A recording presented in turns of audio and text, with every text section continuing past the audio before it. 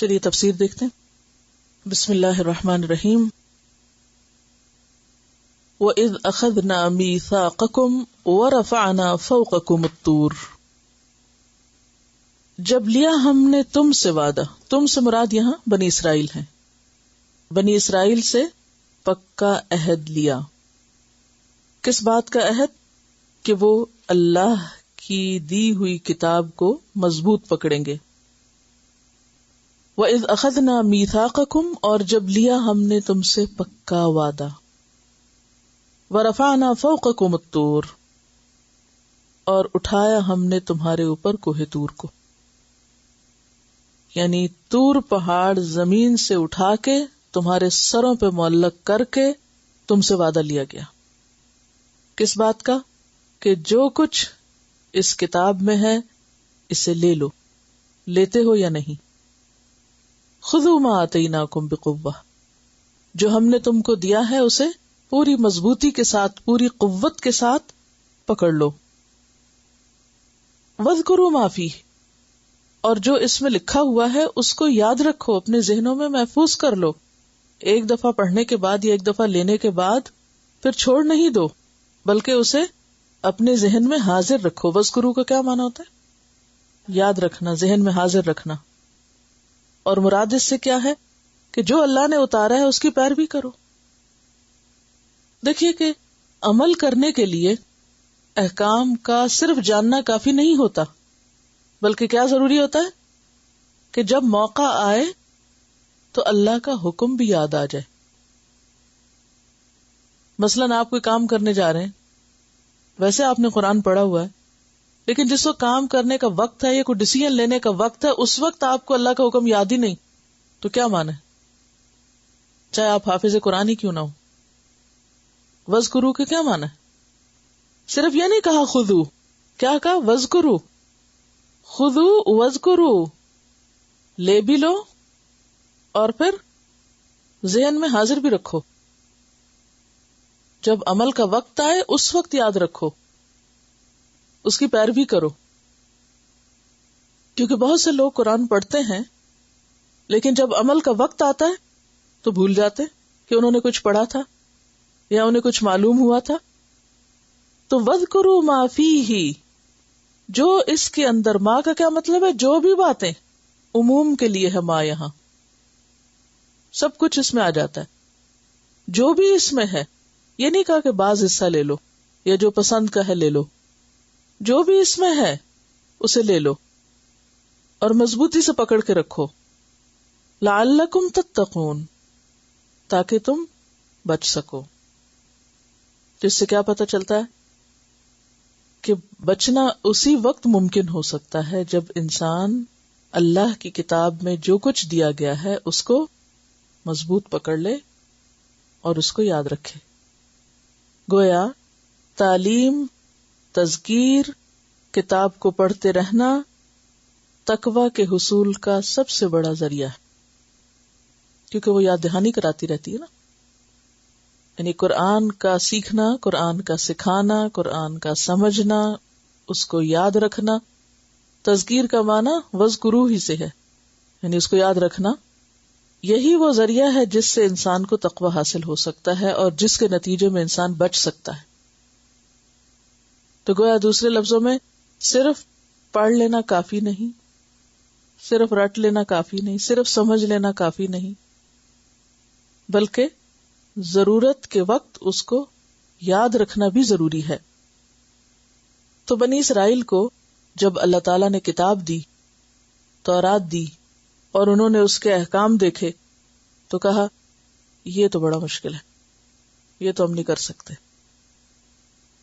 تو اس وقت کیا کہا گیا کہ کرو، کیے بغیر چھٹی نہیں. اب دیکھیے کہ اگر بنی اسرائیل سے یہ عہد لیا جا رہا ہے اور پہاڑ سر پہ معلق کر کے، تو ہمارے لیے کیا حکم ہے؟ ہم قرآن کو کیسے لیں؟ بس اسے دیکھ کر خوش ہوا کریں؟ نبی صلی اللہ علیہ وسلم نے کیا فرمایا کہ میں تمہارے بیچ میں 2 چیزیں چھوڑ کے جا رہا ہوں، اگر ان کو مضبوط پکڑو گے تو کبھی گمراہ نہ ہوگے. تو ہدایت پر قائم رہنے کے لیے بے حد ضروری ہے کہ انسان اس کو یاد رکھے، اس کو دہراتا رہے.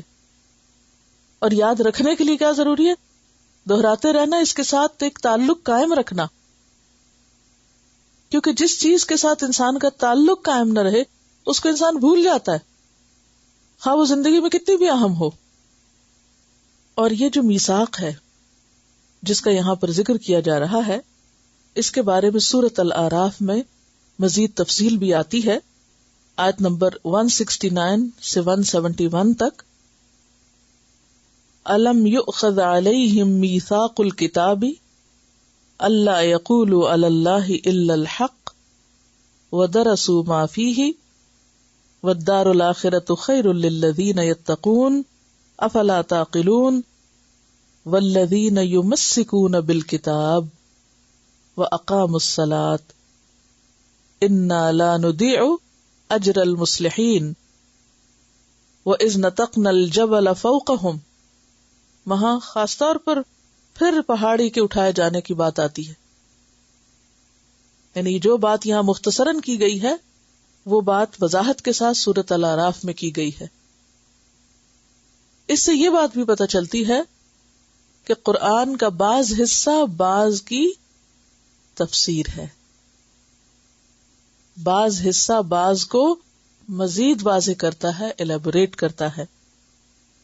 تو وَإِذْ نَتَقْنَا الْجَبَلَ فَوْقَهُمْ كَأَنَّهُ ظُلَّةٌ وَظَنُّوا أَنَّهُ وَاقِعٌ بِهِمْ خُذُوا مَا آتَيْنَاكُمْ بِقُوَّةٍ وَاذْكُرُوا مَا فِيهِ لَعَلَّكُمْ تَتَّقُونَ.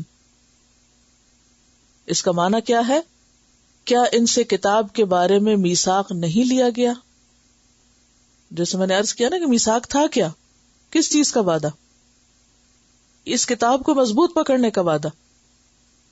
تو اس کی دلیل کیا ہے؟ سورۃ الاعراف کی یہی آیت. کیا ان سے کتاب کے بارے میں میثاق نہیں لیا گیا کہ اللہ کی طرف نہیں منسوب کریں گے مگر حق بات، اور انہوں نے اس کو اچھی طرح پڑھا جو اس میں ہے. یعنی جو کچھ کتاب میں لکھا ہے اس کو جانتے بھی ہیں. اور دار آخرت کی کامیابی ان لوگوں کے لیے بہتر ہے جو تقوی اختیار کریں. تو کیا تم سمجھتے نہیں ہو؟ اور جو لوگ کتاب کو مضبوطی کے ساتھ پکڑیں گے، والذین یمسکون بالکتاب، وہاں بقوہ آیا ہے، یہاں یمسکون کا لفظ آیا ہے، اور نماز قائم کریں گے تو ہم مصلحین کا اجر ضائع نہیں کریں گے. یاد کرو جب کہ ہم نے ان کے اوپر پہاڑ کو اس طرح اٹھا لیا گویا کہ وہ سائبان ہے، یعنی امبریلا ہے یا خیمہ ہے، اور انہوں نے گمان کیا کہ وہ ان پہ گر کے رہے گا. بعض لوگوں نے اس کے عجیب و غریب معنی کیے ہیں رفعنا، یعنی پہاڑ کے اٹھانے کے. انہوں نے کہا کہ چونکہ پہاڑ اونچا ہوتا ہے، بلند ہوتا ہے، تو یہ عہد ان سے پہاڑوں کے بیچ میں لیا گیا تھا. اور وہ بنیادی طور پر اپنے ایک اور مقصد کو پورا کرنے کے لیے رفع کا یہ معنی بیان کرتے ہیں جو حضرت عیسیٰ علیہ السلام کو اٹھائے جانے کا ہے نا. تو جو لوگ یہ نہیں مانتے کہ وہ اٹھائے گئے تھے، وہ کہتے ہیں وہ دنیا میں ہی تھے اور فوت ہو گئے اور اب ایک نیا مسیح پیدا ہو کر آیا ہے، اور اپنے غلط عقائد کو اس سے ثابت کرتے ہیں. تو وہ کہتے ہیں کہ جی پہاڑ اٹھایا نہیں گیا تھا، بلکہ وہ پہاڑ تھا ہی اونچا اور وہ اس کے درمیان میں کہیں کھڑے تھے، تو کہا گیا کہ وہ جب ہم نے اٹھے ہوئے پہاڑوں کے بیچ میں تم سے عہد دے. تو یہ اس کا معنی غلط ہے، ایسی تعویل درست نہیں، کیونکہ سورۃ الاعراف میں واضح طور پر کہا گیا کہ وہ اس طرح اٹھایا گیا تھا گویا کہ سائبان ہے. تو اب سائبان صرف اٹھے ہوئے اونچے پہاڑوں کے لیے تو نہیں. اور پھر کأنہ واقع بہم، یعنی اس طرح اوپر تھا امبریلا کی طرح، اور انہیں لگ رہا تھا کہ ان کے سر پہ گرے گا. تو یہ کیا معنی ہے اس کا کہ وہ بلند پہاڑوں کے بیچ میں عہد لیا گیا تھا؟ کتنی دور کی تعویل ہے. تو قرآن کی تفسیر من گھڑت باتوں سے نہیں کیا کرتے، اور ایسی تفسیر جو کہ صرف وہم و گمان اور خیالوں پر مبنی ہو وہ بھی ہمارے لیے کافی نہیں ہوتی. قرآن کی درست تفسیر کیا ہوتی ہے کہ قرآن کو سب سے پہلے تو قرآن ہی میں دیکھا جائے کہ اس بات کو جو یہاں مختصر کی گئی ہے کہیں اور وضاحت بھی ہے اس کی. تو قرآن کی تفسیر قرآن سے. نمبر 2، قرآن کی تفسیر حدیث سے، پھر اقوال صحابہ سے جن کے سامنے جن کے بیچ قرآن اترا، اور اس کے بعد پھر مزید تحقیقات اور لغت اور باقی چیزوں کو بھی انسان دیکھ سکتا ہے کہ جو قرآن کے اصل معنی کو تقویت دینے والی ہوں، نہ کہ اس کو الٹ کرنے والی ہوں. تو بہرحال تو ہم نے ان کے اوپر پہاڑ کو اس طرح اٹھا لیا گویا کہ وہ سائبان ہے، اور انہوں نے گمان کیا کہ وہ ان پہ گر کے رہے گا. یہ بات جب ان سے کی گئی تو پہاڑ ان کے سر پہ تھا. لو اس کو جو ہم نے تمہیں دیا ہے، مضبوطی کے ساتھ پکڑو جو کچھ اس میں ہے، اس کو برابر یاد رکھو تاکہ تم خدا کے غضب سے محفوظ رہو. یہ کس کو کہا گیا اور ہمارے لیے کیا سبق ہے اس میں؟ کیونکہ میں آپ کو شروع سے کہہ رہی ہوں کہ قرآن سب سے پہلے کس طرح سمجھتے ہیں، اس کے کانٹیکسٹ میں کہ کس سے متعلق ہے یہ بات، پھر اس میں اپنا آپ دیکھتے ہیں. کیونکہ بعض اوقات ایک بات کسی کی جاتی ہے اور کسی اور کو سمجھانا مقصود ہوتا ہے. مثلا کوئی غلطی کر رہا تھا نا، انسان کو اپنی غلطی یاد آ جاتی. کوئی اچھا کر رہا تھا تو انسان کو دیکھ کے شوق آ جاتا ہے. کوئی برا کر رہا تھا تو انسان توبہ کرنے لگتا ہے کہ میں ایسا نہ ہوں. تو یہاں بات بنی اسرائیل کی ہے، سمجھانا کس کو مقصود ہے؟ ہمیں مقصود ہے کہ دیکھو پہلی قوم سے ہم نے اس طرح وعدہ لیا تھا کہ اپنی کتاب کو مضبوط پکڑنا، اس کو لے لو جو کچھ اس کے اندر ہے. تو ہمارے لیے بھی یہی حکم ہے کہ ہم اپنی کتاب کو مضبوط پکڑیں اور لے لیں اس کو جو اس کے اندر ہے، اور اس کو یاد رکھیں. وَاذْكُرُوا مَا فِيهِ. اور ذکر کا کیا معنی بتایا تھا؟ میں نے آپ کو 2 معنی بتائے تھے. نمبر 1 بھولی ہوئی بات کو یاد کرنا، اور نمبر 2 مسلسل یاد رکھنی، ذہن میں حاضر رکھنا. صرف بھولی ہوئی نہیں بلکہ جو یاد ہے اس کو بھی یاد رکھنا، اس کو حاضر رکھنا، غائب نہیں کر دینا. تو معنی یہ ہے کہ اے بنی اسرائیل، اللہ نے تورات کے احکامات کی پابندی کرنے کے لیے جو حکم تمہیں دیا تھا، اس عہد کو تم پورا کرو، اس وقت کو یاد کرو. اور ہم نے تم سے کہا تھا پہاڑ اٹھا کے تمہارے سر پہ کہ پکڑو اس کو، لے لو اس کو ورنہ گرے گا تم پر.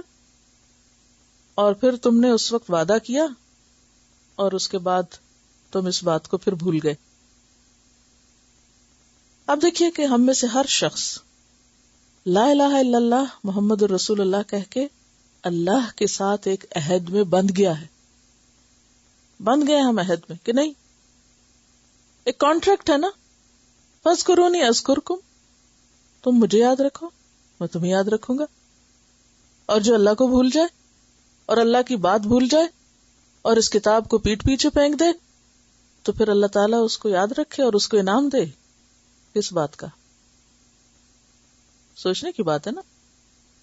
تو آپ دیکھیں کہ 2 طرح کے لوگ ہوتے ہیں. ایک ہیں عہد توڑنے والے، ان کو قرآن میں کیا کہا گیا؟ فاسق، نافرمان، جو اللہ کے وعدے توڑ دیتے ہیں. اور دوسرے کون ہیں؟ وعدے پورے کرنے والے. اور وہ کون ہیں؟ جو اللہ نے حکم دیا کرنے کا وہ کر کے دکھاتے ہیں. اس بارے میں ایک حدیث بھی آتی ہے، حضرت ابو الدرداء سے روایت ہے. کہتے ہیں کہ کننا مع رسول اللہ صلی اللہ علیہ وسلم، ہم نبی صلی اللہ علیہ وسلم کے ساتھ بیٹھے ہوئے تھے. ایک دن آپ کی مجلس میں تھے. فشخص ببصرہ الی السماء، تو آپ نے اپنی نگاہ آسمان کی طرف اٹھائی، یعنی آسمان کو غور سے دیکھا. ثم قال، پھر فرمایا، یہ سکھانے کا ایک انداز تھا، ھذا اوان یختلس العلم من الناس، یہ اس وقت کی بات ہے جب علم اٹھا لیا جائے گا. یعنی آپ کچھ فتنوں کا ذکر کر رہے تھے یا ایسے دور یا ایسے زمانے کا ذکر کر رہے تھے جس میں علم ختم ہو جائے گا لوگوں میں سے. حتی لا یقدروا منہ علی شیء، یہاں تک کہ وہ کسی بھی چیز پہ قادر نہیں رہیں گے، یعنی انہیں کچھ سمجھ نہیں آئے گا کہ دین کیا ہے، کتاب کیا ہے. فقال زیاد بن لبید الانصاری، تو زیاد بن لبید انصاری نے کہا، کیف یختلس منا، کیسے ہم سے اٹھا لیا جائے گا؟ یعنی مجھے سمجھ میں نہیں آیا کہ علم کیسے اٹھا لیا جائے گا. وقد قرأنا القرآن، ہم قرآن پڑھتے ہیں. فواللہ لنقرأنہ، قسم اللہ کی ہم اس کو ضرور پڑھتے رہیں گے، ہم مرتے دم تک قرآن نہیں چھوڑیں گے. وَلَنُقْرِئَنَّهُ نِسَاءَنَا وَأَبْنَاءَنَا، اور ہم اپنی عورتوں کو بھی اور اپنے بچوں کو بھی قرآن ضرور پڑھائیں گے. یہ صحابہ کہہ رہے ہیں، اور انہوں نے ایسا کیا بھی. یعنی قرآن صرف مردوں کے لیے نہیں آیا تھا، عورتوں کے لیے بھی تھا. اور یہ انصاری صحابی کہتے ہیں کہ یا رسول اللہ صلی اللہ علیہ وسلم، یہ تو میری سمجھ میں نہیں آ رہا کہ علم کیسے اٹھ جائے گا. قرآن اللہ کا وعدہ ہے نا کہ قیامت تک ہم اس کی حفاظت کریں گے، یہ موجود رہے گا، اس میں تبدیلی نہیں ہوگی. اور پھر ہم صحابہ اس کو پڑھ رہے ہیں اور ہم ضرور پڑھیں گے، اور ہم اپنی اولادوں کو، اپنی عورتوں کو، سب کو پڑھائیں گے، پھر کیسے علم اٹھ جائے گا؟ تو آپ صلی اللہ علیہ وسلم نے کیا فرمایا؟ ثقلت کا امک، تیری ماں تجھے روئے. یعنی ایک طرح سے ڈانٹ ہے. یا زیاد، اے زیاد، ان کنت لاعدک من فقہاء المدینہ، میں تو تمہیں مدینہ کے سمجھدار لوگوں میں شمار کرتا تھا کہ تم بڑے سمجھدار ہو. میرے خیال میں تو تم بہت سمجھدار ہو. تم نے یہ بات کیسے کی؟ ہذہ التوراۃ والانجیل عند الیہود والنصارى، دیکھو تو یہ تورات یہود و نصارہ کے پاس کیا نہیں ہے؟ ان کی کتاب ان کے پاس ہے. فماذا تغنی عنہم، تو یہ ان کے کس کام آتی ہے؟ کہاں اس کو استعمال کرتے ہیں؟ تو ان کے بھٹکنے کی وجہ کیا تھی؟ یہود و نصارہ کے پاس کتاب موجود تھی. کیا کیا انہوں نے؟ ایک تو انہوں نے اپنی منمانی کی، اس میں تبدیلی کر دی، جو دل نہیں چاہ عمل کرنے کو اس کو مٹا دیا. اور دوسرے صرف علماء پڑھتے تھے، عوام نہیں پڑھتے تھے. عوام اس سے بے خبر تھے. عوام تو صرف امیدوں پہ جیتے تھے، اور جو بزرگ بتا دیتے تھے بس اسی پہ سر دھنتے تھے، خود نہیں پڑھتے تھے.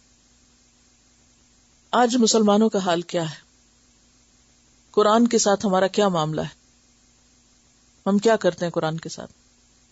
خود پڑھتے ہیں، سمجھتے ہیں، اپنے بچوں کو پڑھاتے ہیں سمجھ کر. ہماری عورتیں پڑھتی ہیں.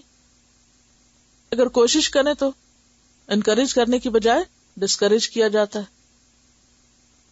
یہ کسی نے لکھ کے بھیجا تھا، اگر گھر والے کوآپریٹ نہ کریں اور اسلامی رجحان نہ رکھیں تو خاندان والوں کو کیسے ساتھ لے کر چلے؟ پھر کیا کیا جائے؟ دس از اے فیکٹ. یہ کس خاندان کی آپ بات کر رہے ہیں؟ مسلمان خاندان کی.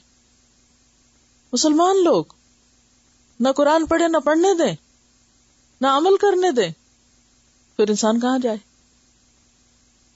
ایسا کیوں ہوا کہ ایک طرف ایمان بھی ہے کتاب پر اور دوسری طرف پرواہ نہیں اس کی؟ تو حکم کیا ہے؟ خذوا ما آتیناکم بقوۃ، پکڑ لو اس کو جو ہم نے تمہیں دیا ہے، قوت کے ساتھ، مضبوطی کے ساتھ. آج ہم سب اپنی اپنی زندگی کا جائزہ لیں کہ ہماری زندگی میں قرآن کتنے فیصد داخل ہے، کس نمبر پر ہے ترجیح کے. میں دن میں کیا کیا کرتی ہوں؟ آپ لکھ سکتے ہیں اپنے پاس، میری دن کی روٹین میں یہ اور یہ اور یہ اور یہ شامل ہے، اور میں قرآن بھی پڑھتی ہوں. ابھی کو نہیں لکھیے، اب تو آپ کو مجبوری ہے پڑھنے کی اور آنے کی اور ٹائم پابندی کی. لیکن جو لوگ ریگولرلی کسی اسکول، انسٹیٹیوٹ، کسی کلاس وغیرہ میں نہیں جاتے اور صرف اپنے اون پر، اپنی گڈ ول پر اور اپنی شرافت کے ساتھ وہ پڑھتے ہیں، وہ کتنا اس کو پڑھتے ہیں اور کتنا سمجھ کے پڑھتے ہیں. اور کل آپ کا بھی امتحان ہے کہ جب آپ کی یہ روٹین ٹوٹے گی یا 3 دن نہیں رہتی تو پھر آپ قرآن کے ساتھ کیا معاملہ کرتے ہیں. ہم سب کو اپنا اپنا جائزہ لینا چاہیے. بعض اوقات لوگ کہتے ہیں کیا قرآن کا پڑھنا فرض ہے؟ روز پڑھنا ضروری ہے؟ یہ فرض سنت کی بات نہیں، یہ قوت سے پکڑنے کی بات ہے. آپ مثلاً اپنے بچے کو کوئی چیز پکڑاتے ہیں تو آپ کہتے ہیں مضبوط پکڑنا. کیا مطلب ہے؟ گرا نہیں دینا، اس سے غافل نہیں ہونا. یعنی مضبوط پکڑنے سے مراد صرف یہ نہیں کہ گرانا نہیں، اس کا مطلب یہ ہے کہ دھیان رکھنا اس کا، کوئی چیز نہ اسے لگ جائے، یا یہ کہیں تم چھوڑ نہ دینا، کہیں بھلا نہ دینا، اسے ترک نہ کر دینا. کیونکہ کیا کہا گیا؟ وَاذْكُرُوا مَا فِيهِ، صرف پکڑنا نہیں بلکہ وَاذْكُرُوا مَا فِيهِ، یاد رکھو اس کو جو اس کے اندر لکھا ہوا، جو اس کا معنی ہے، وہ کرو جو یہ کہتا ہے. یہ مراد ہے اس سے. اب کیا ہوا؟ اتنا پکا وعدہ کرنے کے بعد ثُمَّ تَوَلَّيْتُم مِّن بَعْدِ ذَلِكَ، اس کے بعد تم نے منہ موڑ لیا. جب پہاڑ ہٹا، مصیبت ٹلی، تو اب کیا ہوا؟ اب تم نے منہ موڑ لیا۔ اب آپ دیکھیے کہ ہم بھی قرآن کب پڑھتے ہیں عام روزمرہ زندگی میں؟ سچی سچی بتائیے، کب ہم قرآن زیادہ پڑھتے ہیں؟ ہم مسلمانوں کا یہی حال ہے نا، جب کوئی سر پہ پہاڑ نظر آتا ہے پھر ہم قرآن پڑھنے لگتے ہیں۔ کوئی فوت ہو جاتا ہے یا کوئی مصیبت آتی ہے، کوئی جن بھوت کی جادو کی شکایت ہو جاتی ہے، پھر ہم وظیفے کے طور پہ پڑھ لیتے ہیں۔ یا گھر میں برکت چاہیے، نیا گھر خریدا ہے، یا کوئی اسی طرح کا اور مسئلہ مسائل ہے، جب کوئی پہاڑ سر پہ ہوتا ہے پڑھ لیتے ہیں، جب پہاڑ ہٹتا ہے رکھ دیتے ہیں۔ تو یہ جو پہاڑ اٹھایا گیا تھا یہ دراصل سمبلائز کرتا ہے کس کو؟ کسی بڑی مصیبت کو جو سر پہ کھڑی ہو۔ اس وقت اس مصیبت کو ٹالنے کے لیے قرآن پڑھ لیتے ہیں، ہم سب خود بھی پڑھ لیتے ہیں، اوروں کو بھی بلا لیتے ہیں، لیکن سمجھنے کے لیے اوروں کو نہیں بلاتے۔ ثم تولیتم من بعد ذلک، پھر اس کے بعد تم نے منہ موڑ لیا۔ تولا کا معنی کیا لکھوایا؟ منہ پھیرنا اور بے رخی کرنا، اعراض برتنا، گویا کوئی جان پہچانی نہیں ہماری تمہاری۔ ہم نے تمہیں پڑھا تھا اس وقت جب ہم پر کوئی مصیبت آنے والی تھی، جب وہ ٹل گئی، وہ مسئلہ حل ہو گیا، وہ مشکل آسان ہو گئی، اب تم جانو اور ہم جانے، اپنا اپنا کام کریں۔ اب کون پڑھے گا اس کو؟ کوئی امتحان ہو، کوئی مسئلہ ہو، کوئی شادی نہ ہوتی ہو، اس وقت وظیفے کر لیں گے، اس کی کوئی آیت لے کے ہزاروں دفعہ پڑھ لیں گے، لیکن جب کام نکل گیا، مقصد پورا ہو گیا، تو پھر اس سے منہ موڑ لیا۔ ثم تولیتم من بعد ذلک فلولا فضل اللہ علیکم، پھر اگر نہ ہوتا فضل اللہ کا تم پر، ورحمتہ، اور اس کی رحمت، لکنتم من الخاسرین، تو ہو جاتے تم نقصان اٹھانے والوں میں سے۔ یعنی تمہارے اس رویے کو دیکھتے ہوئے، جانتے ہوئے بھی اللہ نے تمہیں مزید مہلت دی، تمہیں پکڑا نہیں۔ یہ نہیں کیا کہ پھر تم نے جب وعدہ خلافی کی تو دنیا میں ہی اٹھا کے پہاڑ تمہارے سر پہ مارے، تمہیں مزید مہلت دی۔ اللہ نے اپنا فضل، رحمت، احسان تم پر کیا۔ وَلَقَدْ عَلِمْتُمْ، اور البتہ تحقیق تم جان چکے، کن کو؟ الَّذِينَ اعْتَدَوْا مِنْكُمْ، ان لوگوں کو جنہوں نے تم میں سے زیادتی کی تھی۔ یہ سب نے نہیں کی تھی، ایک خاص بستی کے لوگوں نے یہ کام کیا تھا، ان کی طرف اشارہ ہے۔ یعنی بنی اسرائیل کے ایک خاص ٹرائب یا ایک خاص علاقے کے لوگوں کی طرف اشارہ ہے، جنہوں نے ہفتے کے روز کیا کیا؟ زیادتی کی۔ کیا زیادتی تھی ان کی؟ انہیں چونکہ بنی اسرائیل کو ہفتے کے دن کام کرنے سے روکا گیا تھا، تو سمندر کے کنارے ایک خاص بستی تھی جس کے لوگ اپنی آمدنی کے لیے مچھلیاں پکڑا کرتے تھے، یعنی اپنی گزر بسر کے لیے مچھلیاں پکڑنے کا کام کرتے تھے۔ اب یوں سمجھیے مچھروں کی بستی جیسے کوئی ہوتی ہے۔ تو چونکہ انہیں ہفتے کے روز کوئی بھی کام کرنے سے منع کیا گیا تھا، تو انہوں نے کیا کیا؟ ایک ہیلا کیا، ایک چال چلی، اور چال چل کے ہیلا سازی کے ذریعے بظاہر ہفتے کو کام نہیں بھی کیا، لیکن مقصد پورا کر لیا، مچھلیاں پکڑ بھی لی۔ اور وہ کرتے کیا تھے کہ ہفتے سے پہلے یعنی جمعے کی شام کو جال لگا دیتے، ہفتے کے دن جال لگا رہتا، مچھلیاں خود ہی پھنستی رہتی اس میں، اور اتوار کی صبح کو جا کے سارا جال باہر نکال لیتے۔ اور اس طرح بظاہر وہ کیا کہتے؟ ہم نے تو ہفتے کے دن کوئی کام ہی نہیں کیا۔ تو اللہ تعالیٰ نے ان کے اس فعل کو کس سے تعبیر کیا؟ زیادتی سے۔ وَلَقَدْ عَلِمْتُمُ الَّذِينَ اعْتَدَوْا مِنْكُمْ، تم جانتے ہو ان لوگوں کو، بہت اچھی طرح تمہیں پتا ہے ان لوگوں کا جنہوں نے تم میں سے ہفتے کے دن زیادتی کی تھی۔ فَقُلْنَا لَهُمْ، تو ہم نے ان سے کہا، کیا کہا؟ کونو، ہو جاؤ، کیا؟ قردتن، بندر۔ ہو جاؤ سے مراد یا بن جاؤ، کیا بن جاؤ؟ بندر۔ خاسئین ذلیل ہونے والے، یعنی ہم نے ان کی شکلیں بگاڑ دیں، ان کو انسان سے بندر بنا دیا. کیوں؟ اس لیے کہ انہوں نے اللہ کے حکم کو بدلا تھا، تو اللہ نے ان کی شکل کو بدل دیا. پیچھے آپ ان کے بارے میں پڑھ چکے ہیں کہ یہ اللہ کے کلام کو بدل دیتے، الفاظ کو بدل دیتے، نعمتوں کو بدلنے کا مطالبہ کرتے، تو پھر بالآخر ان پر کیا سزا آئی کہ اللہ نے ان کی شکلیں بدل دیں. انسان کی بجائے یہ بندر دکھائی دیتے تھے. سورۃ الاعراف آیت 164 میں یہ واقعہ بھی مزید تفصیل سے بیان ہوا ہے.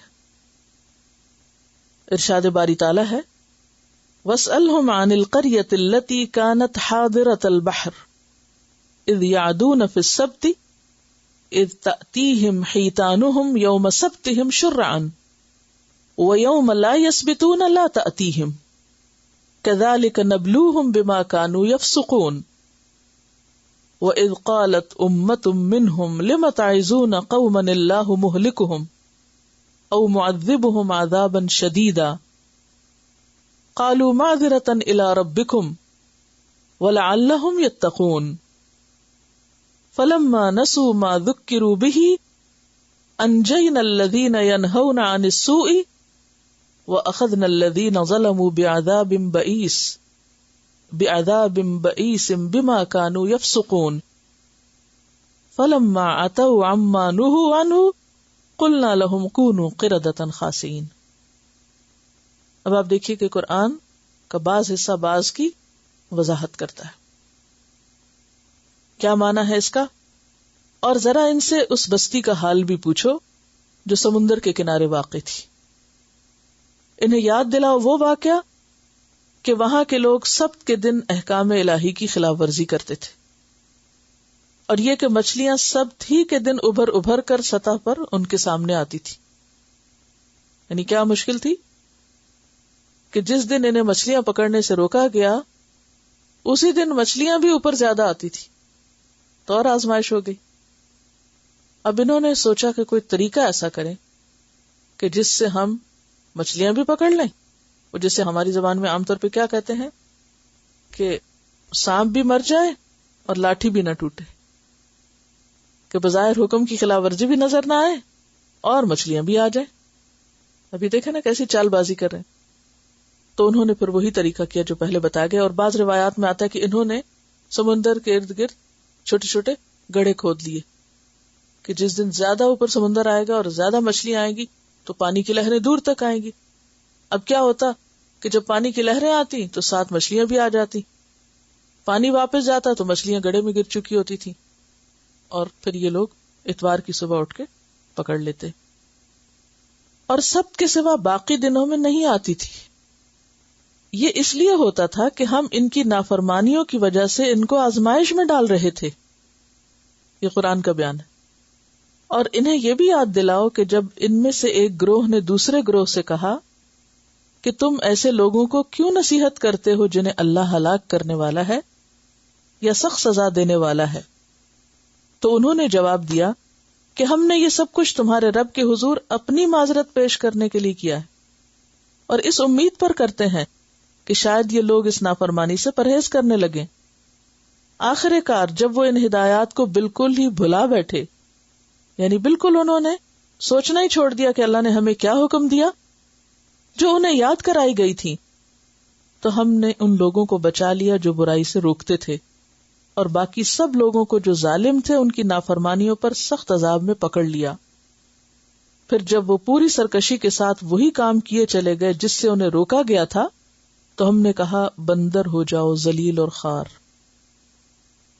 تو اس سے کیا پتہ چلتا ہے کہ جب یہ قوم یہ کام کر رہی تھی تو اس وقت لوگ 3 حصوں میں بٹ گئے. یعنی یہ سارے لوگ 3 حصوں میں بٹ گئے. ایک وہ گروہ جو مچھلیاں پکڑتا تھا کھلم کھلا اور علل اعلان نافرمانی کر رہا تھا. دوسرا وہ جو انہیں پوری طرح روک رہا تھا، نہی عن المنکر کر رہا تھا. اور تیسرا وہ جو یہ کہتا تھا کہ تم کیوں نصیحت کرتے ہو ان کو، انہوں نے باز تو آنا نہیں، مت روکو، کرنے دو جو کرتے ہیں۔ تو اب جب عذاب آیا تو سب ظالموں کو عذاب نے دھر لیا، سب بندر بن گئے، صرف وہ بچے جنہوں نے کیا کیا تھا، جنہوں نے برائی کرنے سے روکا تھا۔ اور یہ روکنے والے، انہیں پتا تھا کہ لوگ نہیں باز آئیں گے، پھر بھی کیوں روکتے تھے؟ معذرتاً الی ربکم، اپنے رب کے سامنے سرخرو ہونے کے لیے کہ یا رب ہم نے تو ان کو روکا تھا، یہ نہیں باز آئے تھے۔ تو اس سے یہ بھی پتا چلتا ہے کہ جب کسی کے سامنے برائی ہو رہی ہو تو حد الوسع اپنی زبان یا ہاتھ سے روکنا چاہیے، اور اگر نہیں روکیں گے اور غلطی ہوتی رہی تو سب پکڑے جائیں گے، سب اس میں شامل ہو جائیں گے۔ تو یہاں پر آپ دیکھیے کہ اللہ تعالیٰ نے ان کو ذلیل بندر بنا دیا۔ اب یہ بندر بنانا کیا تھا؟ یعنی بندر جو بنائے گئے تو بنیادی طور پر تو ان کی شکلیں مسخ کی گئی تھی۔ روایات میں آتا ہے کہ ان کی عقل اور شعور تو انسانوں جیسی تھی، لیکن ان کی شکلیں بندر جیسی بن گئی تھی۔ اب آپ خود سوچئے کہ انسان کے ہوش حواس باقی ہوں، وہ اپنے ہی بچے کو، اپنے ہی بھائی کو، اپنی ہی بیوی کو، اپنے ہی ماں باپ کو بندر بنا دیکھے تو اس کا حال کیا ہوگا؟ اب دیکھیں نا کہ بندر کی شکل کو اگر آپ ذرا ذہن میں لائیں، پورے جسم پر بالوں کا اگنا، نمبر 1۔ ہمارے منہ پر اگر ایک فالتو بال نظر آتا ہو تو ہمیں کتنی امبیرسمنٹ ہوتی، کہاں یہ کہ پورا جسم بالوں سے ڈھک جائے، یہ کتنی کبھی شکل ہو جائے انسان کی۔ پھر اسی طرح ناک کا چپٹا ہونا، آنکھوں کا چھوٹا چھوٹا ہونا، ہاتھوں کی شیپ کا بدل جانا، کہاں انسان سیدھا چلتا ہے اور کہاں بندر جو ہے وہ ہاتھوں پہ اور پاؤں پہ چل رہا ہوتا ہے۔ تو ان کی شکلیں بگاڑ دی گئی کیونکہ انہوں نے اللہ کا حکم بدلا تھا، اللہ کے حکم کے ساتھ مذاق کیا تھا۔ تو اس سے یہ پتہ چلتا ہے کہ دین کے حکم کو اپنی مرضی کے مطابق ڈھالنے کے لیے اس میں تبدیلی کرنا اور ہیلا سازی کرنا اور چال بازیاں کرنا، یہ دراصل اللہ کے ساتھ مقابلہ ہے، اور یہ کوئی معمولی چیز نہیں ہے، سخت ناپسندیدہ ہے۔ جیسے آپ نے دیکھا ہوگا کہ بعض لوگ دین کے واضح احکام کو ہیلوں بہانوں سے بدل دیتے ہیں۔ مثلاً قل هو اللہ پڑھنے کا ثواب کتنا ہے؟ قل هو اللہ کے بارے میں آتا ہے کہ وہ ایک تہائی قرآن ہے۔ اب کئی لوگ قرآن پڑھنے کی بجائے کیا کرتے ہیں؟ 3 دفعہ قل هو اللہ پڑھ لیتے ہیں اور وہ کہتے ہیں ہم نے قرآن پڑھ لیا۔ یہ کیا ہے؟ کیا یہ بات جو سورۃ الاخلاص کو 1/3 قرآن کے برابر بتایا گیا، اس کا یہی مطلب تھا کہ وہ 3 دفعہ پھر قل هو اللہ پڑھنے سے قرآن پورا ہو جائے گا؟ اور کیا کرتے ہیں؟ اور بھی کئی ہیلا سازیاں ہیں کہ دین کے احکامات کو، اللہ کے حکم کو اپنی منمانی تفسیر کرنا اور اس کے منمانے مطلب نکالنا اور اس کو اپنی مرضی کے مطابق ڈھال لینا۔ بظاہر مرضی دل کی ماننا اور اوپر سے شو کیا کرنا کہ ہم کیا کر رہے ہیں؟ ہم دین پر عمل کر رہے ہیں۔ یا تو بھئی آپ کہہ دو کہ یہ دین نہیں ہے، ہماری مرضی ہے، تو ٹھیک ہے، لیکن اگر کوئی شخص مرضی اپنی کر رہا ہو اور نام اس کو دین کا دے رہا ہو تو یہ بدترین دھوکہ ہے۔ یخادعون اللہ والذین آمنوا وما یخدعون الا انفسهم۔ اسی طرح جب حجاب کی بات آتی ہے تو کہتے ہیں دل کا پردہ کافی ہے، آنکھ کا پردہ ہونا چاہیے، دل پہ پردہ ہونا چاہیے۔ حالانکہ قرآن پاک میں دلوں کے پردے اور آنکھ کے پردے کو غفلت کی علامت بتایا گیا ہے، اور اسے پناہ مانگی گئی ہے کہ کسی کے دل پہ پردہ ہو۔ اور کیا کرتے ہیں؟ کچھ سنتوں کو بھی اسی طرح مذاق اڑاتے ہیں۔ عورت کو وراثت میں حصہ دینے کی بجائے کیا کرتے ہیں؟ جہیز دے دیتے ہیں، وہ کہتے ہیں بس ہو گیا۔ یہ بھی ایک چال بازی ہے۔ اور قربانی کے پیسے کو قربانی میں خرچ کرنے کی بجائے اور ایک سنت ابراہیمی کو جو کئی ہزار سال سے چلی آ رہی ہے اس کو ختم کر کے اپنی مرضی سے اس پیسے کا کوئی اور استعمال کرنا، سارا سال آپ کے پاس پیسے ہوتے ہیں، آپ جو چاہیں استعمال کریں، جب ایک خاص موقع پر خاص کام کے لیے استعمال کرنے کو کہا گیا تو آپ کو وہیں پر خرچ کرنا ہے. اور کوئی مثال سود کے بارے میں، جیسے قرآن میں آتا ہے کہ انما البیع مثل الربا، تجارت بھی تو ایسے ہی ہوتی ہے، جیسے تجارت میں پروفٹ ہوتا ہے اسی طرح یعنی سود میں پروفٹ آ رہا ہے، اس کو بھی پروفٹ نام دیا ہوا ہے. ہاں؟ تو دین میں اس طرح کی چال بازی کرنا، اللہ کے حکم کو بدل دینا یا اللہ کے حکم کی منمانی تفسیریں کرنا اور اس کو اپنی اسمارٹنس سمجھنا کہ ہم بہت عقل مند ہیں، یہ بے وقوفی کی علامت ہے. اور کوئی شخص اللہ کو دھوکہ نہیں دے سکتا.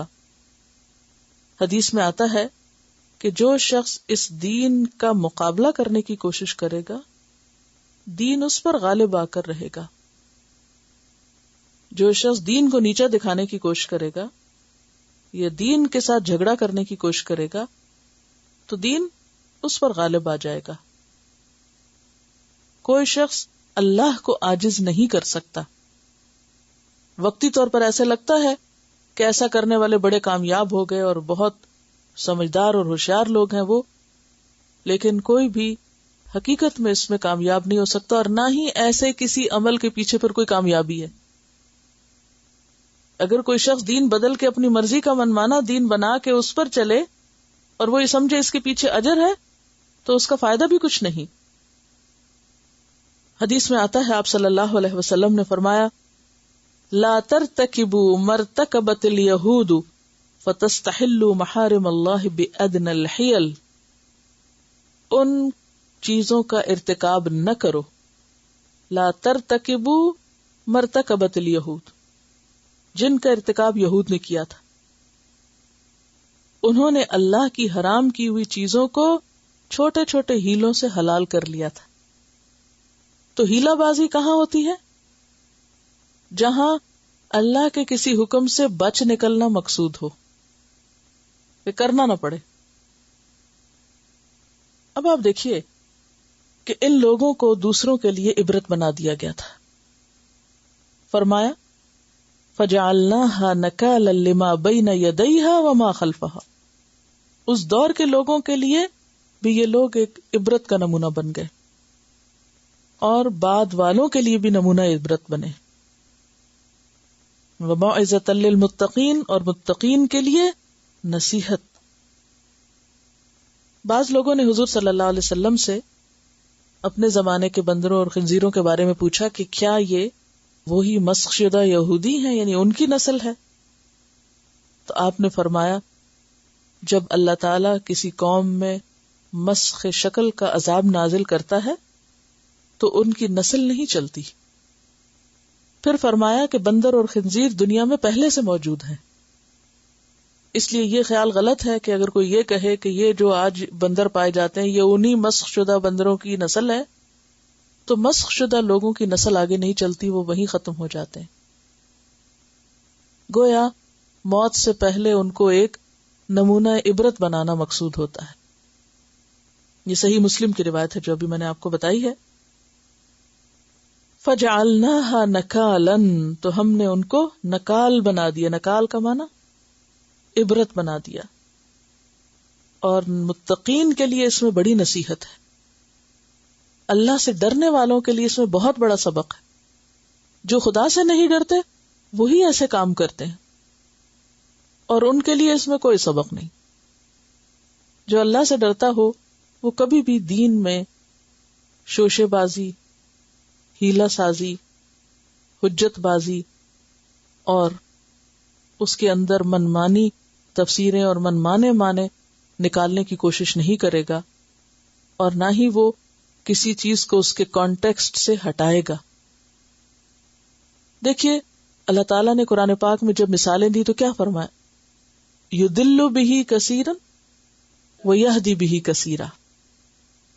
اسی کلام کے ساتھ، انہی مثالوں کے ساتھ اللہ تعالیٰ بہت سے لوگوں کو گمراہ کر دیتا ہے اور بہت سے لوگوں کو ہدایت دے دیتا ہے. قرآن ہدایت کا ذریعہ بھی ہے اور بہت سے لوگ قرآن پڑھ کر بھٹکے بھی ہیں، کیونکہ انہوں نے آیات کو اصل کانٹیکسٹ میں نہیں لیا، خود بھی بھٹکے دوسروں کو بھی بھٹکایا. تو جب لوگوں سے کہا گیا تو وہ کہتے ہیں کہ وہ بھی تو قرآن پڑھتے ہیں، وہ بھی تو قرآن سے دلیل لاتے ہیں.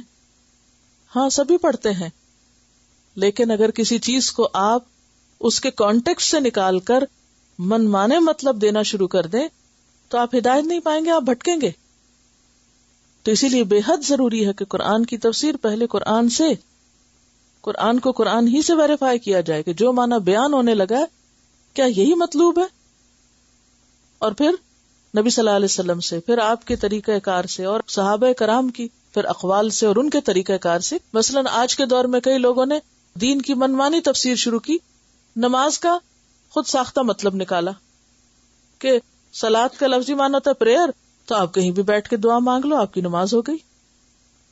اس کو کہتے ہیں دل کی نماز. فلاں اتنا پہنچا ہوا، اب اس کو نماز کی ضرورت ہی نہیں. اللہ کے رسول صلی اللہ علیہ وسلم سے آگے بڑھ کر کوئی پہنچا ہوا ہوگا کہ آپ آخری وقت میں بھی الصلاۃ الصلاۃ کہہ رہے ہیں، دنیا سے جاتے ہوئے آخری نصیحت یہی، اور غلاموں کے بارے میں نصیحت فرما رہے. اب کوئی آج اگر اٹھ کے خود کہہ دے میں بہت بڑا بزرگ ہوں، بس میری طرف سے تمہیں اجازت ہے کہ بس دل کا پاک ہونا چاہیے، وضو کی کیا ضرورت ہے. تو یہ سب دین کے اندر دین کے معنی میں تبدیلی اور آیات کی خود ساختہ تفسیر انسان کو بھٹکانے کا ذریعہ بنتی ہے. ایسی چیزوں سے بچنے کی ضرورت ہے، اور کہیں دھوکہ نہ کھائے کوئی کہ یہ تو قرآن ہی پڑھا رہے ہیں اور قرآن ہی سے نکلا ہوا ہے. پہلے آپ دیکھ لیں کہ کیا قرآن پر یہ عمل اللہ کے رسول نے بھی اسی طرح کیا تھا؟ آپ نے بھی صرف دعا ہی کر دی تھی بیٹھے بیٹھے جہاں چاہے، اور اس کو آپ نے نماز کا نام دیا تھا. کیونکہ قرآن کا بیان کس کے ذمہ ہے؟ اللہ کے ذمہ. اور بیان کس سے کروایا؟ نبی صلی اللہ علیہ وسلم سے کروایا، اور آپ نے وہ چیزیں کر کے دکھائیں. اسی لیے آتا نا خذوا عنی مناسککم، حج کے طریقے بھی مجھ سے سیکھو. اور نماز کے بارے میں کیا فرمایا؟ صلو کما رأیتمونی اصلی، ایسے نماز پڑھو جیسے میں پڑھتا ہوں. ہم کیوں کرتے ہیں یہ سب؟ اس لیے کرتے ہیں کہ اب ہماری خواہشات کی تکمیل اسی سے ہوتی. یہ تکلیف کرنے کی ضرورت کیا ہے؟ اپنے آپ کو دھوکہ دینے. وہی نا وما یخدعون الا انفسہم،